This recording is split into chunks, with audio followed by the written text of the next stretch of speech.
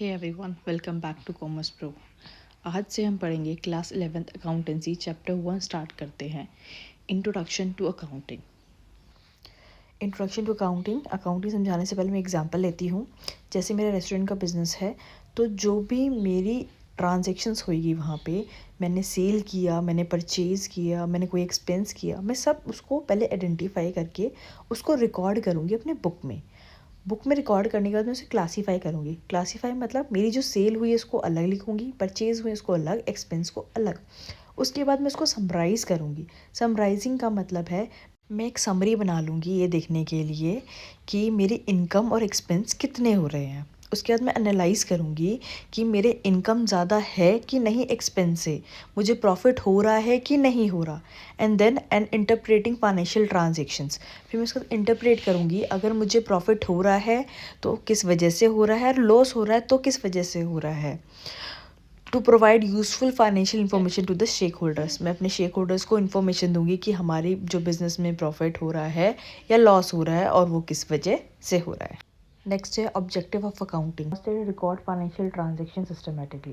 ये कह रहा है हम रिकॉर्ड, ये जो अकाउंटेंसी है हेल्प करती है फाइनेंशियल ट्रांजेक्शन को सिस्टमेटिकली रिकॉर्ड करने के लिए। कैसे?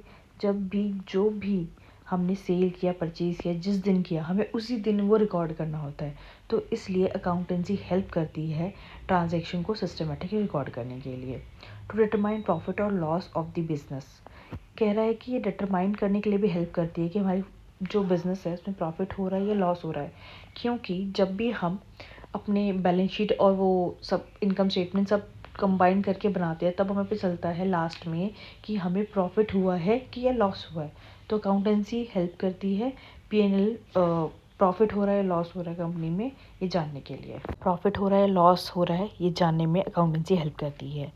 अगला है financial position. Of course financial position हमें पता चलता है क्योंकि हम सब रिकॉर्ड करते हैं, इससे हमें पता चलता है हमारी कंपनी की फाइनेंशियल पोजीशन क्या है। नेक्स्ट है to provide useful financial information for the decision making. देखो, अगर हम सारी चीज़ें बना लेते हैं, रिकॉर्ड हमारे पास है, तो हमें पता होता है कि हमारी कंपनी में क्या प्रॉब्लम्स आ रही है और फ्यूचर में हमें कैसे क्या करना है उसके लिए, तो हमें डिसीजन मेकिंग के लिए हेल्प करती है। नेक्स्ट है to comply with the legal and the tax regulation. जब हम सब रिकॉर्ड कर ही रहे हैं तो हम टैक्स कैलकुलेट कर सकते हैं और अपने सारे लीगल स्टम्प्स को फुलफिल कर सकते हैं। ये थे हमारे objective. Functions of accounting, recording, maintain systematic record of financial transaction journal. हम जो सारे रिकॉर्ड्स करते हैं वो हमारे अकाउंटिंग में जर्नल लेजर में होते हैं। ठीक है। Classify, organising recording data into categorise, asset, liability, expense and income.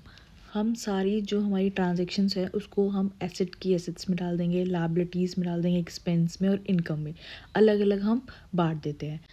Summarising होता है preparing financial statement like P&L account and balance sheet.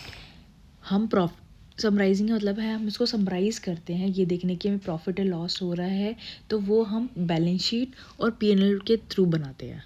Analysing, examine data to understand business. इसका मतलब ये है हम एनालाइज करते हैं कि हमारी बिजनेस की जो परफॉर्मेंस है वो कैसे जा रही है। Interpreting means drawing conclusion for the decision making. इसमें हम ये देखते हैं कि जो हमारी कंपनी में है वो प्रॉफिट या लॉस जा रहा है, तो लॉस जा रहा है तो किस वजह से जा रहा है, हमें क्या क्या डिसीजन फ्यूचर के लिए जो भी लेने होते हैं वो हम इंटरप्रेट करते हैं अपनी बैलेंस शीट और P&L को देख के। कम्युनिकेटिंग मीन्स जो भी हमें कंक्लूजन मिला है वो हम अपने शेक होल्डर्स को such as owner, investor, government agency सबको सारी इन्फॉर्मेशन देते हैं। आगे के टॉपिक हम कल कवर करेंगे। Thank you for watching. If you have any question drop them in the comment box. Don't forget to subscribe for more easy accounting lessons. See you next time.